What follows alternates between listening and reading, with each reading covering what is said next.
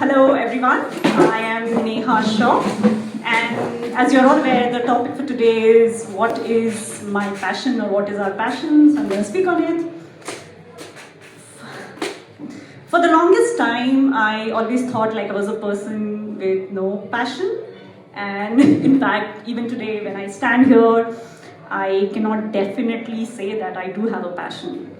And that question used to always bother me a lot, and it still does. Because I look around me and everyone seems to know what their passion is. Running, marathons, maybe making sourdough bread, pottery, everyone seems to have some passion. So what is the problem with me and why don't I know what my passion is? I would like to share a story from back when I was 18 years old. I had just moved to university. And with my newly made friends, we decided to go get ice cream at a cafe.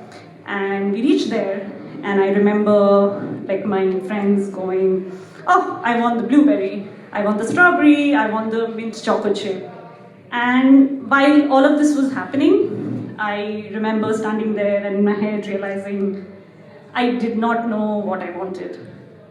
I did not know what I wanted because before that I was never asked what I was ever liked as a flavor in the ice cream. I grew up in a joint family system in India with 21 people living in the same roof. My dad, my mom, my dad's 3 brothers, his respective wives, their respective children, and my grandmom. So 21 people. So you never really were given an option. You would get a big family pack and you eat what you got.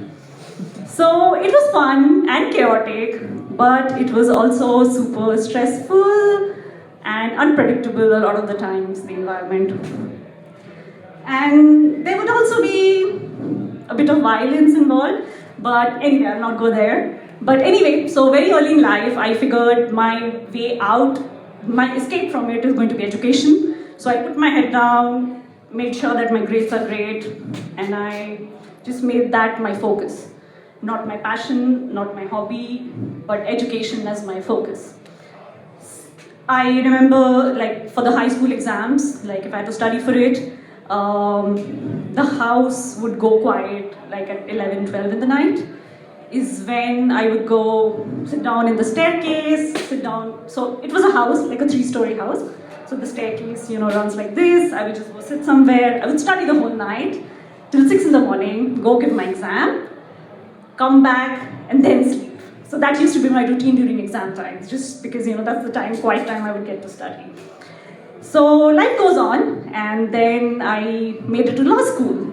And then I finally went to university for the first time in my life, and that's the first time that I got freedom. So did I use the freedom for my passion? Hell no. I drank, I got high, I partied, I chilled with friends, and I did everything that a university girl does. I also dated my professor, almost got married to him, but that's a story for another time, not today.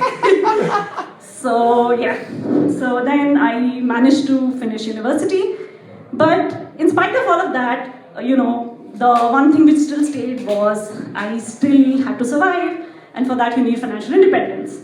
So I graduated, I moved to Mumbai to work in a law firm, and then for the next 10 years, fear is what sort of drove me.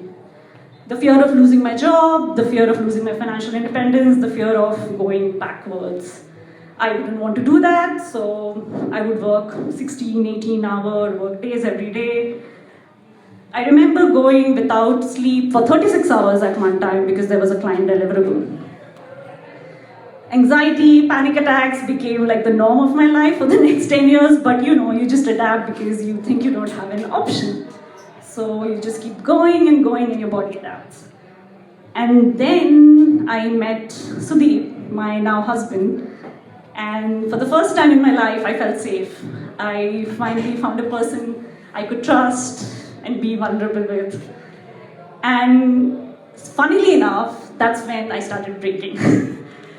Because when you're constantly in a state of survival, your body just keeps going. And when safety arrives is when everything just catches up. I completely burnt out, seriously severe anxiety, but both of us realized like this is not how life is going to go on, and something needed to change. The situation needed to change. So we decided to quit our lives in India and move to Europe, and then we came to Brno.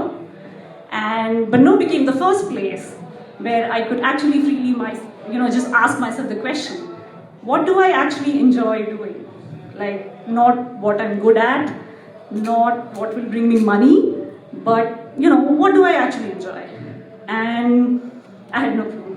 So I started experimenting. So I've been in Brno for the last 4 years now, and I have tried sewing, I have tried painting, I've tried playing with clay. I also did a bit of modeling for a charity event. I was wearing some upcycled clothes. And I also did a bunch of other stuff, including the storytelling workshop with Nufar, and me standing here is also part of that. So I realized just that, I like doing new things.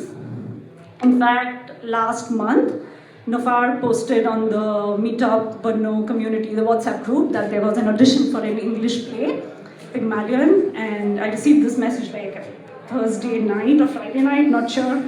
And I decided to give it a shot. I have never auditioned before in my life, but somewhere I felt I needed this and I needed to do it, and I went for it.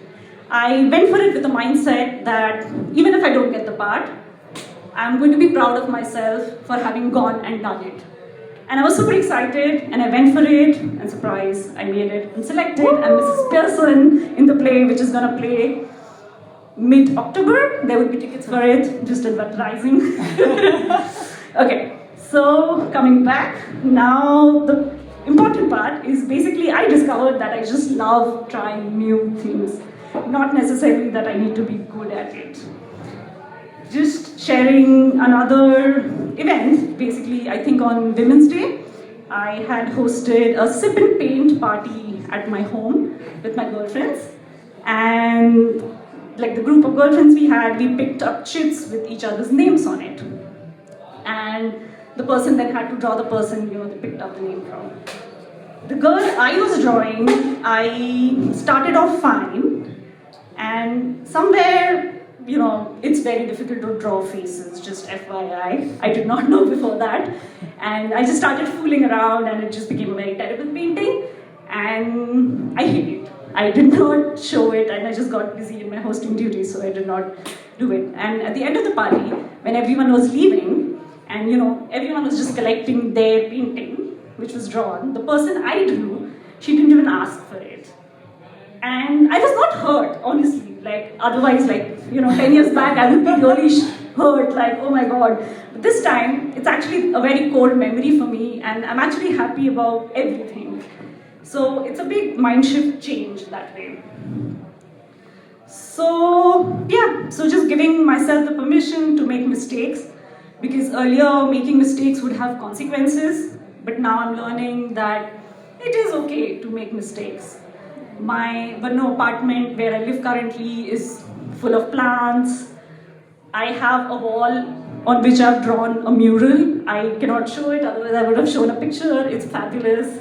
There are many DIY projects that I've been doing in my apartment, just trying and just having fun in life. So, to conclude, maybe this is what passion actually is. Passion doesn't have to be this big magical thing that's waiting for you somewhere.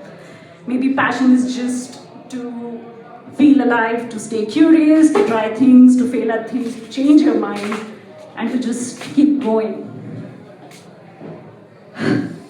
I think that's it from my end. Thank you and cheers. Bye-bye.